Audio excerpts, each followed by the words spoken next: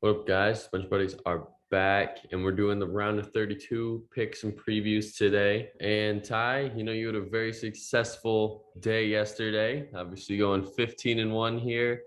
That Alabama loss was the only blemish on your record, but 15-1 is nothing to brag about there. But 15-1, that's just crazy, especially with this year's March Madness and how it's already been. Definitely, I'm assuming your bracket is probably at the top right now. Well, it depends on which bracket you're looking at. A couple Final Fours are toast already, but not a ton of upsets yesterday outside of a couple, 11 over 6, 10 over 7, but definitely not as chaotic as Thursday. But that just sets up for a better second round on Sunday as you have better matchups now. So that'll make it interesting. Alabama, my only loss, and they got absolutely dominated by Notre Dame. So can't hang my head on that one, I guess. Make sure you guys subscribe to our channel. Get us to 100 again. We fell that back down to 99, so we will be doing the giveaway soon. But get us back to 100, and then we'll be doing that. But for the first game of the day, we have UNC Baylor. I'm going with the Tar Heels to knock off the first number 1 seed. I think this UNC team, obviously, they absolutely throttled Marquette, and they show that they belong here in this tournament.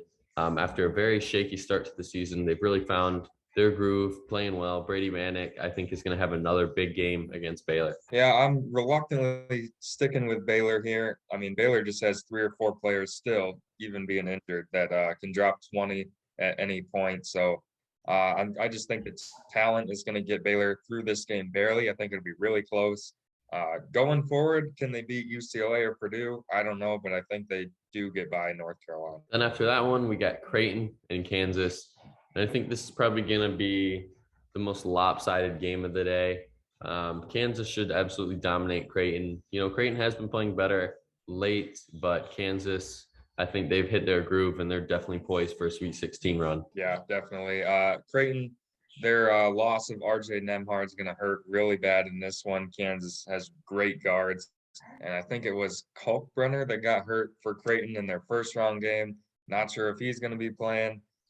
Just way too much depth for Kansas against an injured Creighton team. I think Kansas will cruise to a win. And then the big game of the day for us, we got Michigan and Tennessee. I am going to go with the Vols here. I just think it's a bad matchup for Michigan. They didn't even shoot the 3 ball well and still scraped by Colorado State just because of that defense in the second half. But Tennessee against Longwood it wasn't even a game within the first 10 minutes. Tennessee took over and really showed that they were the better team. They are hot, winning the SEC tournament, coming in the tournament, putting up a 30-piece on Longwood. I don't expect it to be that big of a win here, but the 6.5, I think, is a very sketchy spread. It could be a little over, could be a little under, but Tennessee will win this game. Yeah, I actually think Michigan matches up fairly well here, especially with Hunter Dickinson. Tennessee has John Fulkerson. He can move around a lot better than Dickinson, but he has no jump shot whatsoever. So you don't have to worry about him other than down low in the post. So I think that's perfect for Dickinson. He should be able to defend him pretty well and should be able to score on him. He's a lot bigger. And then Michigan just needs a couple of threes out of Caleb Houston or their guards, and I think they should be able to pull this off. They just need to stop Tennessee from making double-digit threes like they have a few games lately. But I'm going Michigan in the upset here. Then at halftime, tune into this one because this is a game where you could see a 12 seed make the Sweet 16. But I am going to go with the Friars. I picked against them last time. Probably wasn't my best idea. I've been on them all year. So now I got to keep rolling with them until they lose. Going with the Friars here over the Spiders. Yeah, I think this will be a grinded out first to 60 and a close game. All things that Providence loves. Those are the type of games they've played all year. And when it's a close game, you got to rock with Providence. So I think they scrape past Richmond into the Sweet 16. At 7-10, I think we have the best matchup of the day against the two teams. You got St. Mary's, UCLA. UCLA barely surviving the upset in the first round. And St. Mary's absolutely taking it to the other team, beating them by 30, I believe it was, around 30. And St. Mary's, was my sleeper team to make an Elite Eight Final Four run. So I got to stick with them here as they will knock off UCLA. Yeah, this is a tough one to pick. Two very different teams. I'm just going with UCLA. I think one of their guys is going to have a big game. If Juzang and Jaquez are both cold, they might struggle, but I think one of those guys will play well, and they should be able to get this win. At 7:45, you got the two upset-minded teams facing against each other. St. Peter's Peacocks beating Kentucky on Thursday, and Murray State beating San Francisco in OT. And I'm going to go with the Racers. The 31-2 record is no joke. I talked about it in the rankings video. Were they a fluke team? They finally played some good competition and beat them in OT. And now they get rewarded with an easier matchup and an easier game. But we did see them beat Kentucky. So you can't sleep on the Peacocks.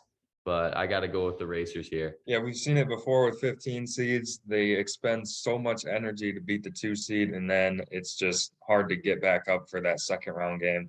And I think that'll be the case here. I think Murray State has way too many athletes for St. Peter's, and I think their shooting will cool off, and Murray State will win comfortably in this game by 10 to 15. At 8:40, we have a matchup. Could go either way here. I think the 6.5 for the spread is a little too much. New Mexico State, they love to shoot. They're a well-balanced team. They can keep up with almost any team in this tournament. We saw them already pull off the ups against UConn, and don't be too surprised if New Mexico State beats Arkansas as well. But I did pick Arkansas to win it all in one of the bracketology videos. I am still high on this team. The must bus is going to keep rolling to the Sweet 16. Yeah, I just think New Mexico State's kind of a one-man team, and I don't see Teddy Allen dropping 35 again. So you got to go with Arkansas here. I think their defense will kind of shut down Allen. And for the last game of the night, we have Gonzaga, Memphis. And if I'm going to be honest, I think Memphis really could pull off the upset here if they play how they did on Thursday. Gonzaga, they don't want to play how they did for the first 30 minutes on Thursday, or else Memphis could really pull off the upset here. I was very surprised to see, 10 minutes to go, Gonzaga was only up 4. But they did, reel it together and obviously win by 21 at the end of the day. But if they play like that, they are definitely going to be poised for an upset because they're going to be getting the team's best games every game. And if Gonzaga doesn't show up to play, then they will be an early exit.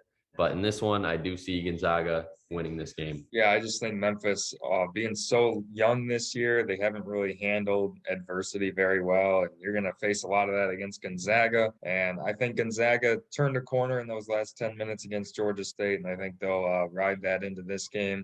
And they just have way too much for Memphis. Gonzaga's guards are way better, and they should be able to get the win. That's going to be it for the video today. Come back tomorrow to see who we're taking for the Sunday games. But until the next time, the Bench Buddies are out.